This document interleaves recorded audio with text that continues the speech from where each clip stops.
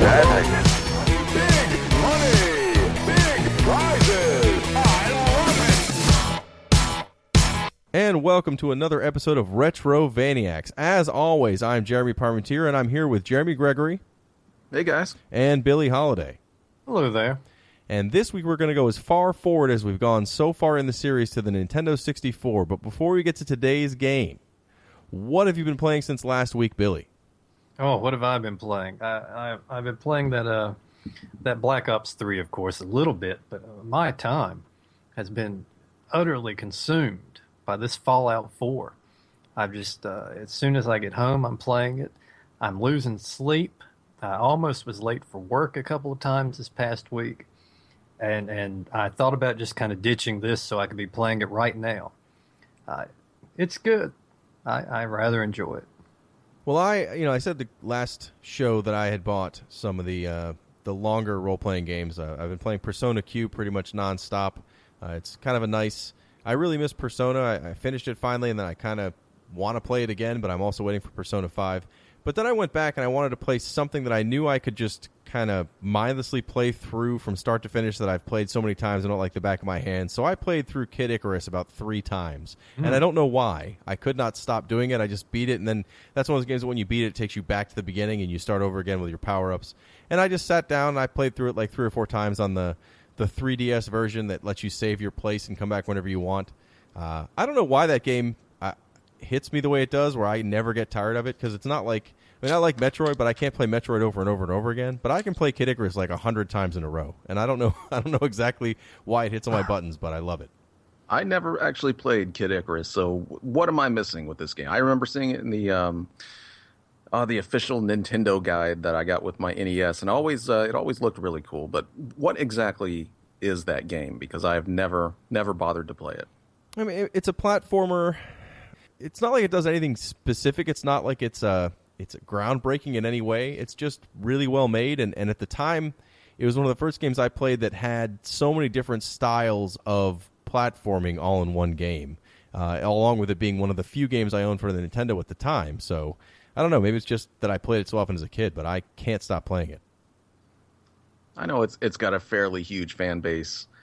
I'm not really sure how that the Kid Icarus on 3DS went, the newer version anyway. I know a lot of people it's like either a love or hate kind of thing, but I always wanted to play the Nintendo version. It always seemed kind of neat to me. Well, the Nintendo version and the Game Boy sequel are way different from the one that came out for the 3DS is almost a shooter, like a 3D, where it automatically pilots you, I think, and you're only shooting. You're not really controlling your guy. But I've only played it one time, so I could be way off on what the later stages are like. But it was nothing like the original 2 games. The original games are just, classics. I don't know why I have that and Metroid as the 2 games that came out about the same time, and they have the same feeling for me. It's just for some reason this gripped me more, even though I think Metroid is a better game. I don't know. It's just something. What have you been playing, Jeremy? I've also been playing Fallout 4 a good deal, but I've probably not been playing it in the same way that Billy has been playing it, because I've just been playing it as basically Farming Simulator 2015. I don't know how much you know about Fallout 4, but this one adds in the ability to make your own settlements, and in that you can you can build basically anything and plant crops and assign settlers to the various crops and other things, defenses. So it basically turns this into a weird sim game. And I've spent probably, I would say, 70% of my time making my base very pretty. Mm-hmm. And I have spent way too much time hanging up pictures of kittens on the walls of just about everything that I build, and many times on the outside as well. So, I mean, I'm having a lot of fun with it, but I don't think I'm actually playing the game at this point. But I'm having a lot of fun making very pretty settlements for my people. Do you just find them completely lazy, the people in your settlements? Generally, yeah. I mean, they just kind of wander. Lazy and ungrateful. Now, this has been a voyage in discovery for both me and Billy. Mm-hmm. There have been many times where I've messaged him and been like, I just figured out that I need to put floors on the bottom of my set, the places that I'm building, or it won't count. or the fact that you actually have to go up and assign a settler to do something. Otherwise, they'll just wander around and not do a damn thing. So it doesn't actually come out and tell you about this stuff right off the bat. You're just kind of learning it as you go, and a lot of that stuff is really hidden, kind of without you even knowing what the hell you're doing, unless somebody tells you that you can do that. So that has been. I continue to discover the things that I can and can't do doing that. But yes, the settlers do come off as very lazy. I want to play Fallout 4 so bad. I don't have a new system, and my computer's not really strong enough to play it well. But I love Fallout 3. It didn't have any of the settlement building stuff, so I don't know how much I'd be into that. But just when you're just wandering through the wasteland into like an old ruined grocery store and there's stuff everywhere, that's where I really loved that game, Fallout 3. So I'm hoping for everything I know about it that everyone's talked about, except for the settlement building piece, really sounds like it hits all the same buttons. It's got all that and more, and you don't even have to deal with the settlement stuff. That's completely optional. You literally can never touch that and play the entire game and never think about it. And I really thought that's the way I was going to be going about the game.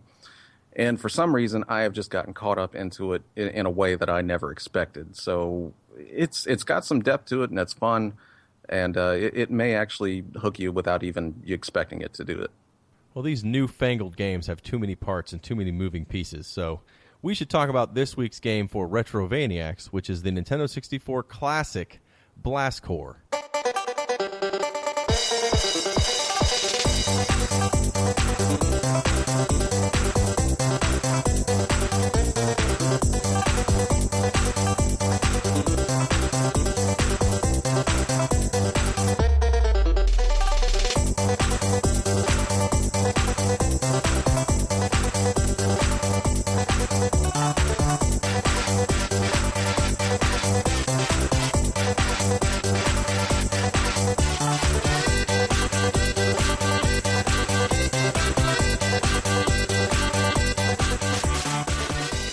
This is a game that I actually had. I only had a handful of N64 games because by the time it came out, it was my brother's system. So he had Mario 64 and he had the Ocarina of Time and some other games. But I had Blast Corps and Tetrasphere.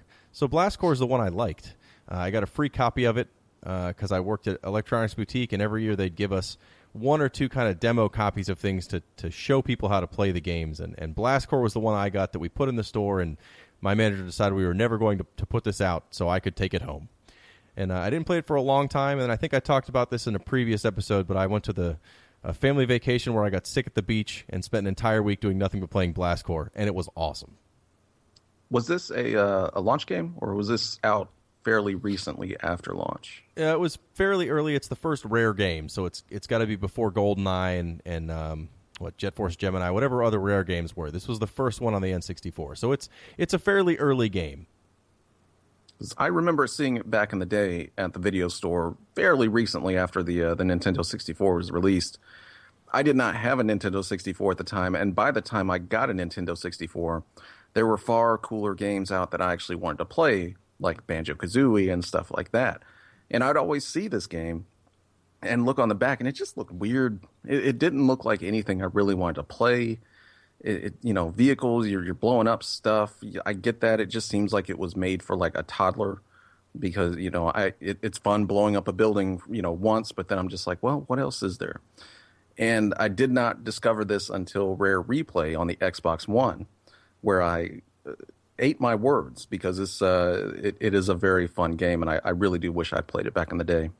Yeah, and I had completely missed this one altogether. And once I actually started playing, it looked familiar. Maybe I've seen it in the magazine. Otherwise, I had no idea this thing even existed.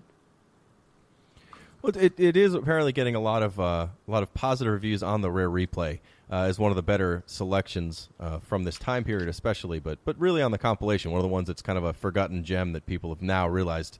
Man, what a great game! This is actually a lot of fun, and I never did try this, so I'm glad to see that it's getting some more play.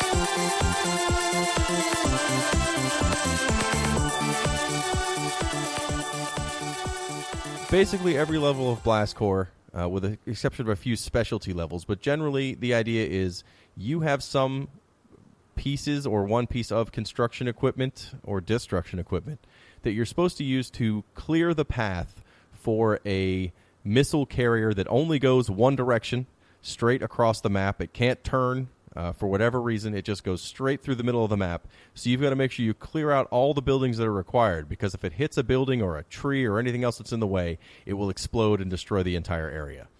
So the first level starts out, and you have what I'd say is the most basic vehicle, which is a bulldozer. So basically you just push into buildings, and as long as you have enough speed, you'll knock them out pretty quickly. It's a good introduction to what the maps are going to be like. All the buildings are pretty big squares because it's N64. That's one thing. This game is not a pretty game. Even the Rare Replay version's a little cleaned up. It's got a lot of sharper edges, but it's still kind of a very basic and bland-looking game. On the N64, it's completely bland. I'll put a few comparison shots up on our Twitter account, but if it wasn't a launch title or soon after, if this was going to come out way later, I'm sure it would have looked far more interesting, but it's pretty plain looking. Yeah, and about the only thing that the Rare Replay version does offer as a vast improvement is that it's now moving at like 60 frames per second instead of the old 30 frames and under that it was running on the Nintendo 64. And that definitely does help out the gameplay as you go along, because I watched some videos of the Nintendo 64 version, and it does seem to, at times, run less than optimal. So if you're looking to play Blast Corps these days, I would highly suggest you play it on Rare Replay than going and finding the Nintendo 64 version if you have the means. Yeah, and I can attest to that, because I went and found the Nintendo 64 version, which wasn't that difficult at all. I got mine less than $10 or so at a local place. I found them online even cheaper than that. But yeah, it does not run optimal at all. And you feel, as bad as that video probably looked that you watched on YouTube, you feel every bit of it when you play. And it was one of my bigger frustrations, which there are others we will get to. Well, I think it also depends on which vehicle you have on how the performance is on the N64 version. So we'll be interested to see if your experiences, Jeremy, are matching what Billy and I are dealing with playing with the actual 64 cart. So there's probably 8 or 9 real vehicles that you have to deal with to do the actual destruction. In between the construction levels, there are some bonus levels where you do some basic racing, and then it doesn't necessarily matter what vehicle you have, and it's not about destruction. But those are kind of an added bonus. It's not really the game. The meat and potatoes of this game is, destroying everything any way you can. So with the bulldozer, it's pretty easy. You drive into things, knocks them over. Sometimes there are some levels where you have boxes that have explosives in them that you'll use the bulldozer to push those boxes in. But even that's not too hard generally unless you're pressed for time. The controls on the bulldozer are, I think, very responsive compared to some of the other vehicles. The second vehicle you really see is a dump truck. The dump truck is, it shows dump's you the right word. It shows you how to use it, but the tutorial doesn't really explain very well on the N64, at least, exactly what you're supposed to do. So the dump truck, if you drive into something, it takes forever to just kind of tap a building to death driving into it. It's not really going to work out for you time-wise because the truck of missiles is driving in as you start the level. So you've got to find ways to destroy these buildings fast. And in some of the later levels, extremely fast. The dump truck, you have to actually drive, get enough speed, and then kind of power slide so that the back of your dump truck hits the buildings to destroy them. Easily, hands down, the hardest thing to get down in this game. And if you don't get it down, you're not going to get far. No, and this was probably my first. This was I was playing with the bulldozer, and it was all well and good. And there's also Well, it's like a jetpack. You fly up in the air and then you kind of just fall down, and your momentum destroys the buildings as you're falling. That one was fun. But when it came time to this, I was able to pull it off on the each vehicle has kind of its own little tutorial thing, and I was able to pull it off, the power slide on the tutorial. But I think they make it a lot easier to do there. I mean, there's the arrows that kind of show you when you need to start your slide, what buttons you need to press. When it came time for the game, I don't think I successfully executed it a single time. I just sat there and chipped away and watched as there's an arrow pointing where you need to go next, and it goes from green. You've got plenty of time to red, and the vehicle you're trying to clear the way for is coming soon. But yeah, and I would just chip away and just watch the arrow, the shade of red turn, and I could not get past any levels where I had to utilize that vehicle. That was basically what happened with me too, because I could not get the hang of using this dump truck. It is absolutely just maddening trying to use this thing on the stages where it wants you to. In the replay, one of the reasons why it's so easy to use is because there's not other buildings in your way. It's just the ones that are right in front of you, and it's like, here, destroy this one. It's right here. There's an arrow telling you where you need to go. In the other ones, there's buildings usually surrounding the thing that you actually have to take down.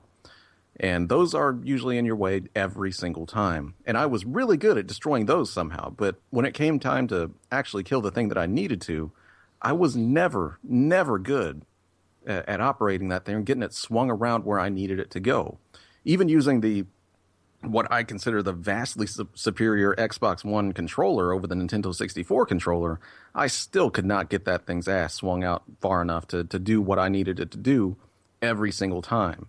It just felt like an accident every time that I did achieve what I needed to do. And I found, at least on the regular levels, after the tutorial and a few of the other levels, they changed the terrain so that you don't get as much speed in your dump truck, and that makes it much harder to get the power slide in. So you have to, drive down a specific pathway and hit it at exactly the right angle, and hopefully you'll slide into the right thing.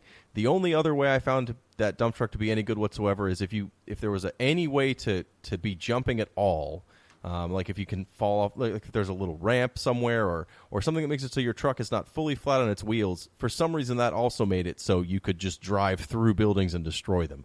So a lot of the time, my experience with the dump truck, I did get pretty good at using it to slide, but there were still some times where, just due to time, I would just drive it like a crazy person into anything I could to see if I could get it to ramp up and slam on top of the building I need to destroy right in time. But that's definitely the hardest vehicle to learn how to use in the game. Billy had mentioned that there is a jetpack that you go up and slam down. It very much reminds me of a Pilot Wings kind of feel. I love that vehicle. That's the most fun vehicle in the game in my mind.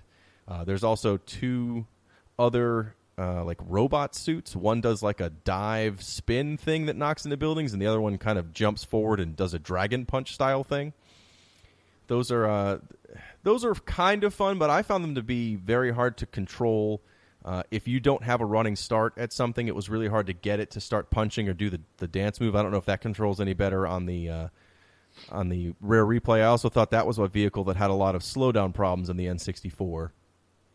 What other vehicles were there that I'm not remembering? I guess there's two racing cars, but there's also there's a vehicle that has it's like a motorcycle with guns on the side. I didn't know it was supposed to be a motorcycle, but that's what it is.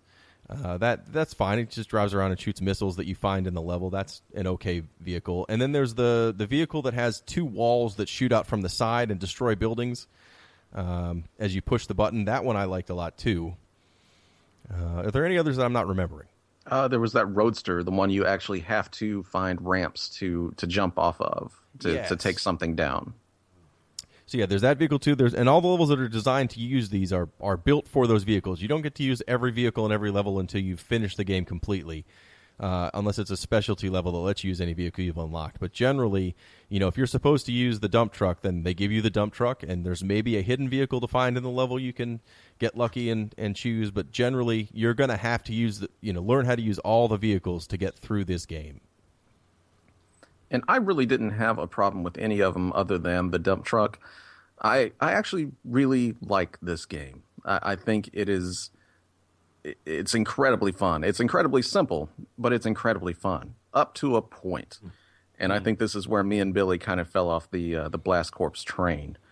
There is a point in this game where I think it's around the end of the medium levels, where this game wants you to have a degree of accuracy with these vehicles that is incredibly hard with this game, with the controls that you can do and the vehicles that you're given to do them with. And up until that point, I was having a great time. But once you hit those later medium levels and those hard levels, it went straight into the toilet with me, to the point it wasn't just hard, it was just frustrating and in the wrong ways. Yeah, I was about to say the same. I wish if I would have played this for a half hour, if I would have quit after I finished the easy levels, I would have, except with the exception of that dump truck, I'd have a sterling review. But it gets to where it's not that kind of challenge that's fun in a game, because it's not. I don't think it's a challenge the game is presenting to you. It's your struggle through the limitations of just the poor control and that poor ass camera. The camera is horrific. At least I found it to be. My experience with the camera was you could not really see much of the area around you. I ran into a lot of things, especially in stages where they start to throw in some extra buildings and whatnot besides your targets. And between the bad camera and the bad controls, all the fun I experienced in the first half hour or so just really rapidly, very rapidly, just kind of faded away. And much like the game suggested, it told me to try something else. And I did. I went and just played Fallout after that. Something else drastically. I think the later levels become almost time trials. They aren't labeled as such, but it's if you don't do a specific, if you don't destroy these buildings in a specific time frame that they assume you're going to do it in, that's very tight. It's not a loose. The first few levels have that same restriction, but the time is much, much larger. This is much, much tighter. There's a lot of levels in the medium and hard where you start the level off and you have to ride a train to the very end of the map to get a vehicle to take it back to the beginning of the map that you can hopefully destroy the first few buildings on before the train gets to them. It definitely gets much harder. And then, so if you guys did not finish the hard levels. Oh, no, I got about halfway through hard and called it quits on that one. Well, after you finish the hard levels, I think there's a few more levels that unlock, and then you go to, there's a planet that you'll see that's kind of flying around. It's more or less a moon. I mean, it is a moon, but I don't know if you're supposed to be on Earth or not. But the moon you'll see flying around the outside of the map when you're on the overall map screen, which looks like the globe. You actually transfer to the moon and do a bunch of missions on the moon where the physics are all whacked out because there's no gravity really, or a much lower level of gravity. So if you go off a jump on some of those levels, or trying to hop up something on your dump truck or whatever, because you have to use all the same vehicles out there with a different physics, you might fly off the map or whatever. I mean, it gets way, way harder when you get up onto the other planet. But it's still, I don't know. I got through all the levels, when I had this before. So I was able to just go to my old save and kind of play through those as I was working on the podcast. But I don't know if I would have had patience now to get through those hard levels, because playing through them now just to try to see, oh, that's right, I remember this level. You have to ride a train to do these things.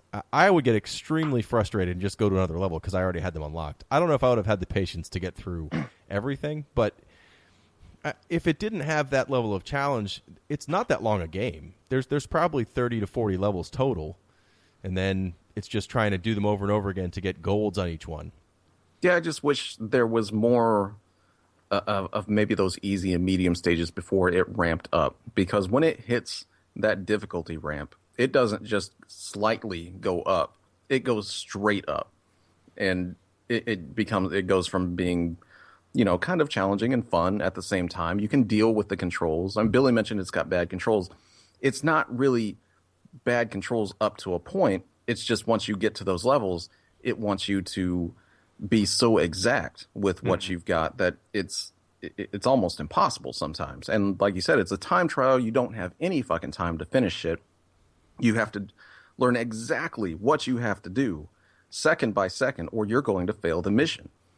So, it's just, I wish there was more to those easy and medium stages before it got to that point, because I was really, really having fun with it up to that point.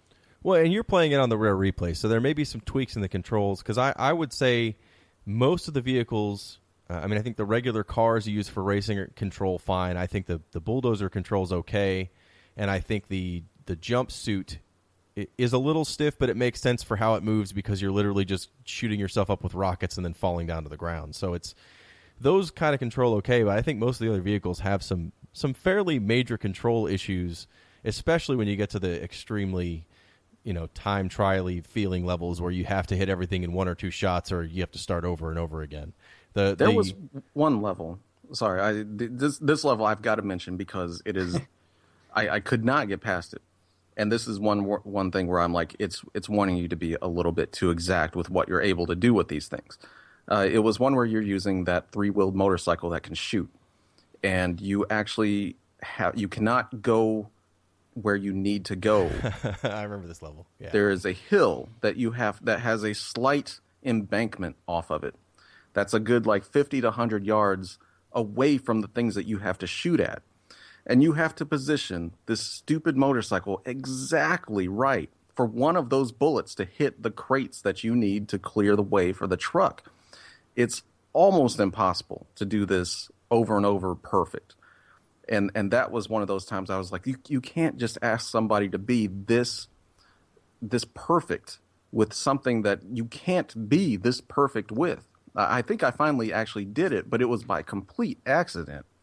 And that's one thing where I'm just like, this, you shouldn't make somebody do that with these controls. It just doesn't work. Well, that level is extremely frustrating, because you have to blow up the right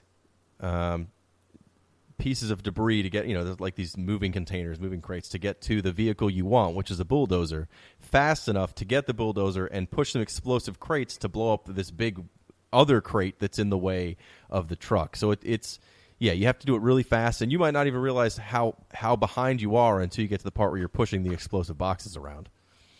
But that's a lot of the later levels feel like that, especially if there's a boat you're supposed to ride on, or a train, or something else that moves vehicles around in between the steps to it.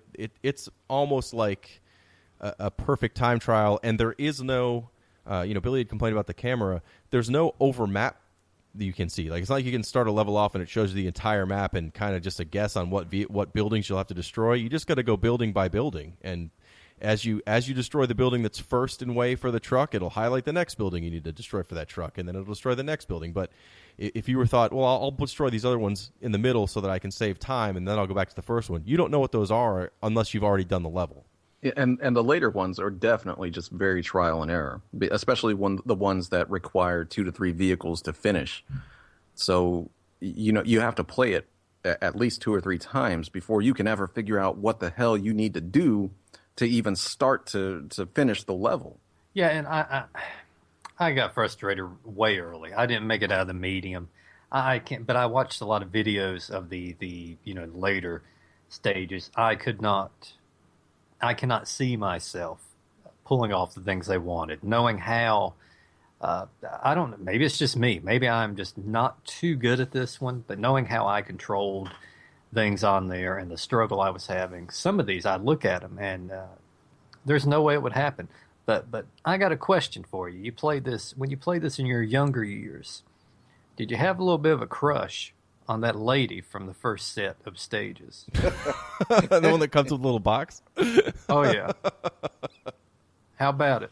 I would say no, I did not. But my younger years, again, I played this at a family vacation, so I must have been 19. It was the one that I didn't want to go on. So it wasn't that young to where I would fall in love with a N64 box that said, let's try something different.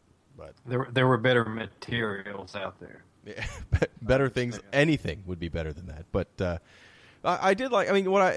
I guess the surprise for me playing through this time is I forgot how much it just throws you into the game. Like, I know a lot of games do that, that we talk about specifically because the retro game, older games didn't have tutorials built into the games like every game does now. But for some reason, this one, even knowing that, it still felt like, here's your game, here you go, and have fun. Like, there was nothing that really, it would show you to use each vehicle, but generally it was very loose on what your instructions were, especially in some of the later levels. It was just like your level starts, and you better figure out what to do, because that truck is moving if you can see it or not. I thought it was very hard. Maybe the manual had a little more to say on what you're supposed to do on each level or something, but playing it now, I was just surprised at how little it tells you to do. Yeah, it definitely doesn't give you too much to go on at all, especially with even just getting out of your car in the later levels to get to another car. I didn't even know you could do that. I was just like, how do you get to this train from this thing? I know I need to get to this train, and it was the Y button on the Xbox One controller, and this little dude popped out, and he was like, what do you want me to do? I was like, I don't even know what I want you to do, because I didn't even know I could do anything with you. I didn't know you could actually get out of the car to go to something different. So that actually opened up more gameplay to me. I was like halfway through like the medium levels when it forced me to figure that out. And even then there was other stuff like the crane. It doesn't really tell you how to operate that at all until you just kind of get in there and screw around with it. So there was just a lot of stuff that it seems just kind of like figure it out.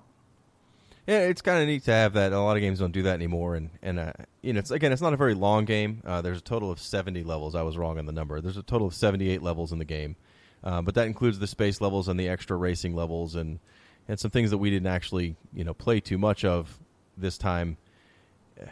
The music is completely non-impressive. A lot of our episodes of this show, you'll hear that we put clips of full levels in, or 30 or 40 seconds of music. I don't think there is 30 seconds of music in this game total. The N64 doesn't have a lot of great games with great music, in my opinion. I mean, I know there's a couple that, the only one I can think of is Ocarina of Time that had music that I can remember at all. I mean, I know there were other games with music, but this game has, I mean, it's got background music, but it's just like beep, beep, beep, beep, beep, beep, beep, beep, and then people talk, and there's explosions and sounds going off at random, but if there's a lot of music in this, I'll be shocked, because I didn't hear anyone when I was playing it. I don't know if anyone else enjoyed the sounds of this game other than the explosion stuff. It really is kind of just background noise. I think most of the music was drowned out by my cursing for the majority of my time playing. I'll just call you up and you can do that for in between segments. All right.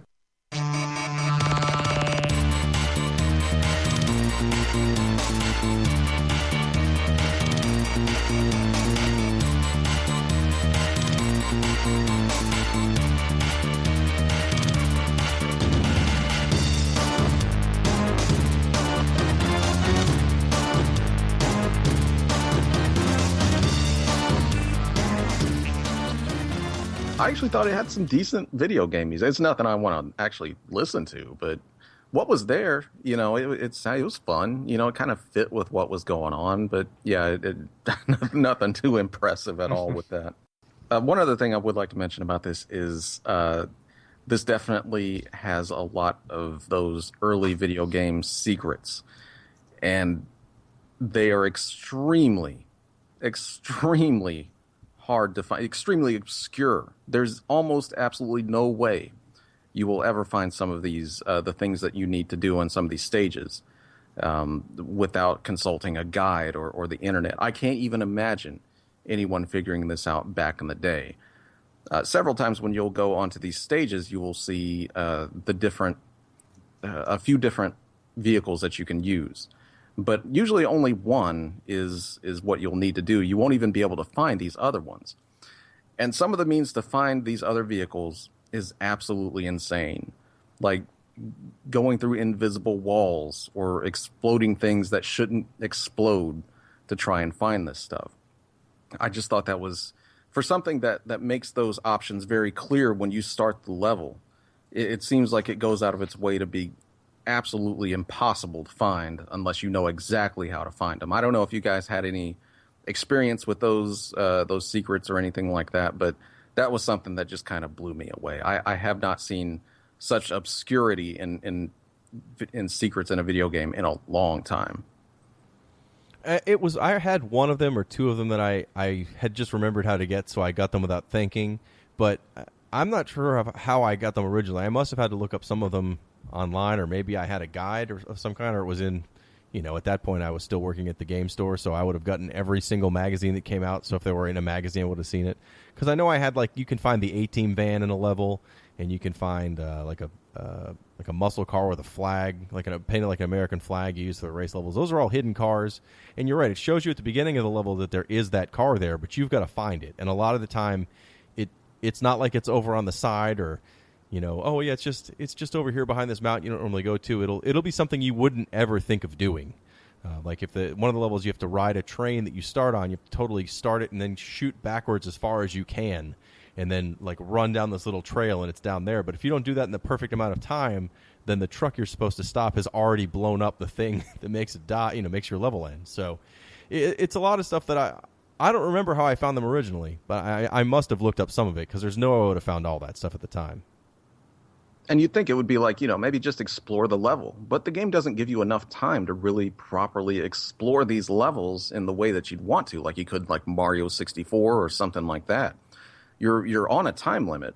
So I just literally cannot imagine how anyone figured some of that stuff out back in the day. Yeah, and I didn't know such a thing existed. And it doesn't seem like a game that really welcomes exploration. It doesn't seem too friendly towards, here is this map, we want you to browse. It just seems very it just seems like it's pushing you towards accomplishing your goal, and that's it. That's all I focused on the whole time.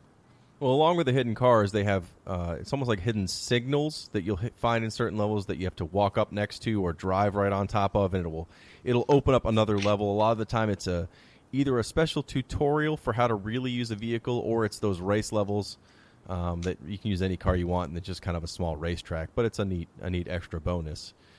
But yeah, no, there's definitely some secrets there. It's a very not self-explanatory. It's very cryptic in how it all works, but it's not. It does at least tell you what level to find these things on, so it does give you kind of a hint. But yeah, there's not enough time to look through anything. Even if you manage to clear the path for the vehicle as fast as possible, once that truck makes it to the end of the level, your level ends. It's not like you get to then free explore the level. So one of the goals in a lot of levels is to destroy all the buildings with that little bit of time limit to get a higher score and a better medal. And I think the idea is you're supposed to play these levels so many times, because after you earn golds on everything through the end of the game, then you go back and you try to earn platinums on everything, which is even harder levels of difficulty on even the early stages. So it's the kind of game that they expect you're going to replay each level 100 times to really master it. Maybe that's how they expect you're supposed to find these things. I don't know. But by itself, if you don't try to get all those secrets and you're willing to just kind of plug through it, even some of the more frustrating levels that you guys didn't make it through, I still think it's a lot of fun. I recommend this game. Again, it's getting a lot of play on the Rare Replay. People seem to really be enjoying it. But if you found a copy on the N64, I think it's definitely worth keeping with your collection. I definitely still recommend it to anybody, especially if you get it on the Rare Replay. It's super fun up to a point. But it's definitely just a point where it wants you to do too much with what's there. And I can understand it back in the day with the Nintendo 64, and wanting you to play the same game over and over and over again. That's fine. That's kind of what we did back then. But I guess with me getting older, I just kind of have less patience with this kind of stuff. And I didn't really want to master it in the way that it wanted me to master it. But still, if you've never played Blast Corps, I would totally recommend it to anyone. Yeah, and even with the troubles I had with it, it's just that kind of difficulty with the controls. It just ended up being not my kind of game after a certain point. But I had a lot of fun early on, and I think pretty much anybody would. And yeah, it's worth trying out. And it's different. It's there's not any other game I can think of that's quite like this. So it's definitely worth checking out just to try something that's not every other game for the N64. So I guess we've all recommended it to some level. So go ahead and try to find it. It's easily found on the Rare Replay.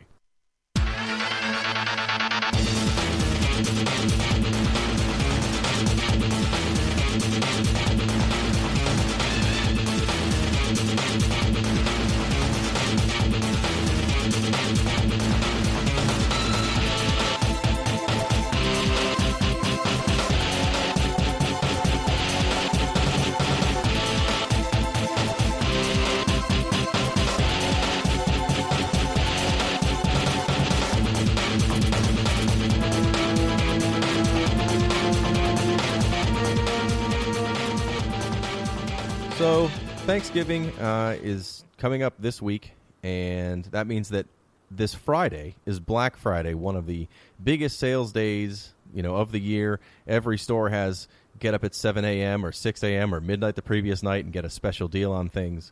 Do you guys take advantage of any of that stuff? Generally not, because I don't like going out and shopping in crowds anyway, and usually what they offer isn't enough to really make me go fight with hundreds of people at a GameStop or a Best Buy or something like that. I don't take them up on it nowadays. I generally don't really even look at the ads. But I went out one year for Black Friday. And if you have a moment, I'll tell you this tale of my experience.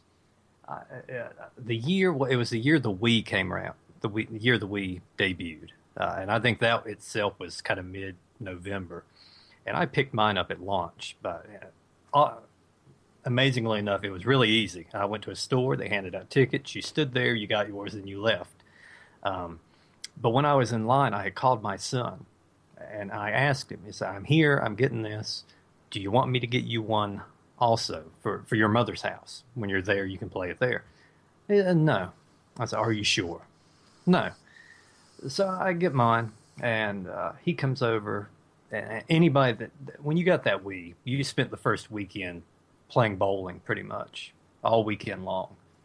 And when it was over, he once he got back to his mother's, he gave me a call and he said, you know what? I do want one of those.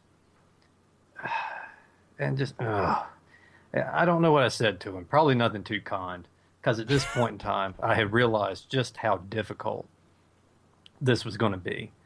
So I went to the stores the next couple of days, and I'd ask, do you have them? I said, no.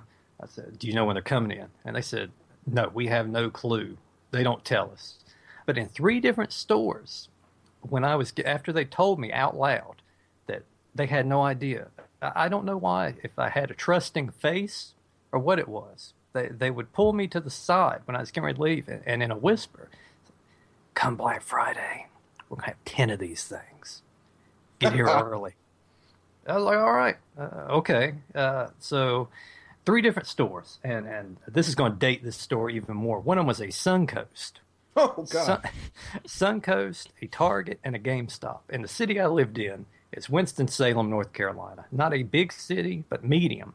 And these 3 places, one of them was on the other end of town, so I needed to recruit somebody. I got my father in on it.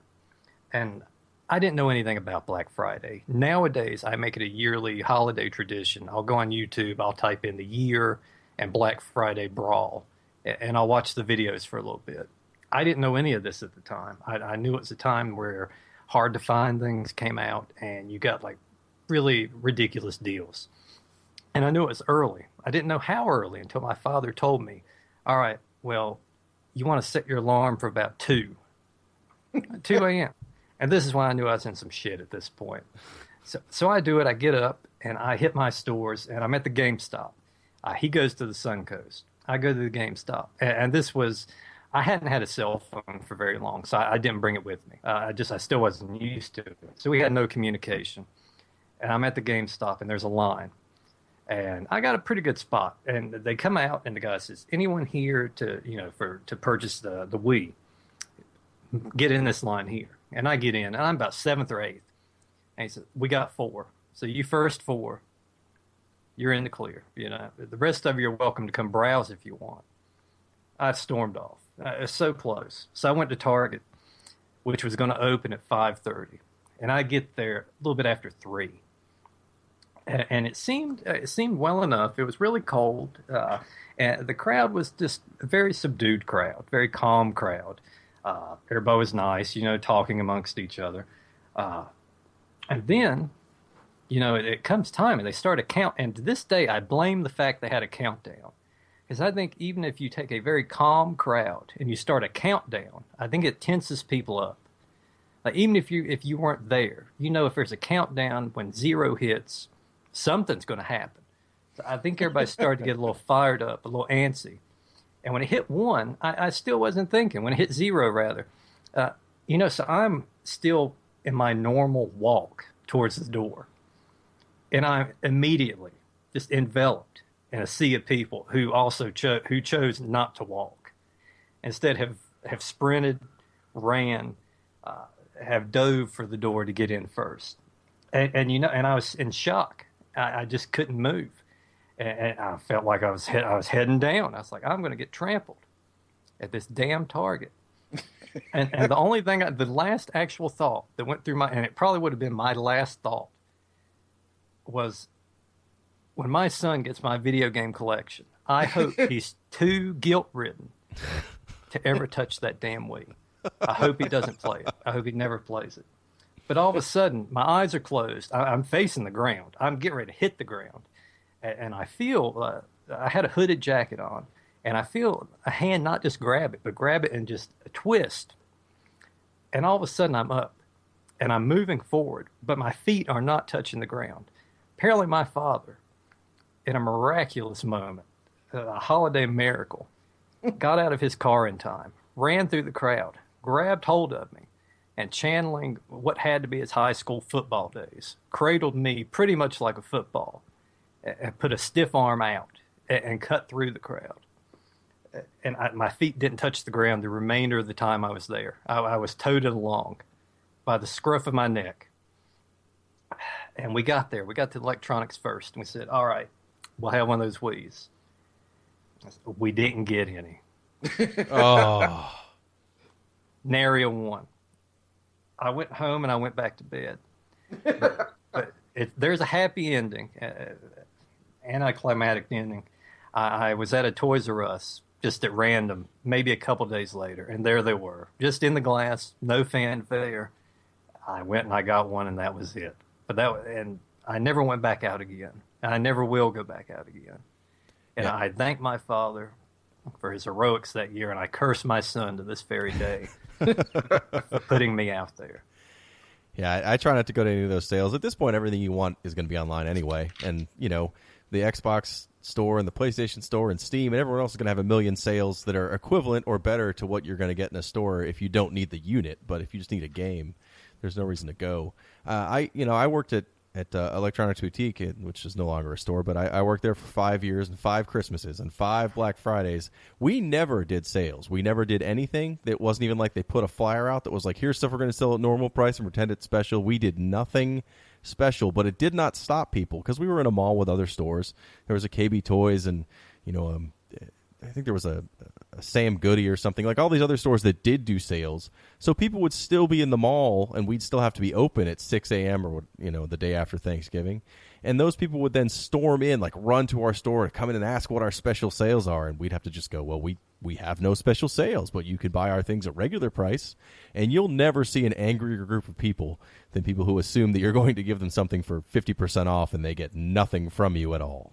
Totally miserable. So I didn't have the experience of having to deal with a crowd that was there for a good reason. I had just lots of people who were over and over disappointed, or they would come and buy the thing they couldn't get from other stores because they weren't on sale from us, and so therefore we didn't sell out of them. I did have a lot of that.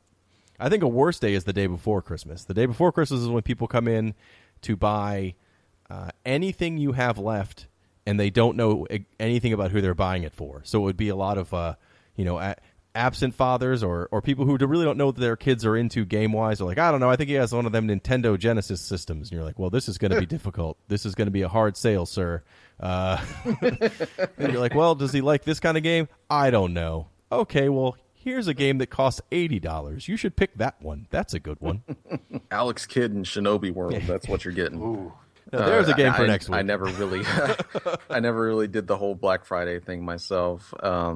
I think the only time I ever went out at all on Black Friday for a video game was back in the day when South Park 64 first released for the Nintendo 64, which is an absolutely terrible game. But I didn't know that back then because I was a kid and I was stupid. But it was I believe it came out right the Tuesday or whatever right before Black Friday, and I called the electronics boutique all around the city, and one of them finally said they had one. I said, "Hey, can you hold it for me?" And I was like, "Sure." Or they were like, "Sure, go. We'll hold it for you." So I had my grandpa haul my ass about, I don't know, 20 miles away to pick up this shitty game.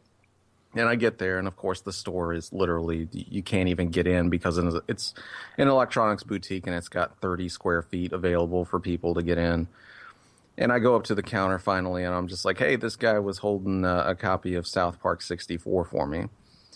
And of course the guy was like, no, we don't have that. We sold that like hours ago. We don't have any more.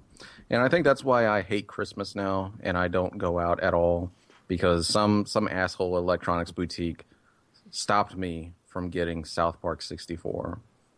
And that is probably why I never go out on Black Friday to this day. And of all the games to pick, South Park 64, that's one that we're never going to cover on this show. You know, maybe the guy actually saved me from something. I did actually get it eventually, and I hated it. I cannot stand that game. So maybe he saved me from a terrible decision that day. But I eventually did make that purchase. But, yeah, I don't know. I just can't deal with those kinds of crowds. There's just too many people. Like Billy said, that it's just this weird mob-like mentality that Black Friday has that I just don't care for. I don't even like going grocery shopping, especially like on a weekend. I just can't deal with those crowds. I want to kill people. So I want to just stay inside as much as possible, maybe get some Chinese takeout, have a nice quiet Black Friday to myself, order what I need on Amazon, because thank God for the internet these days, and be done with it.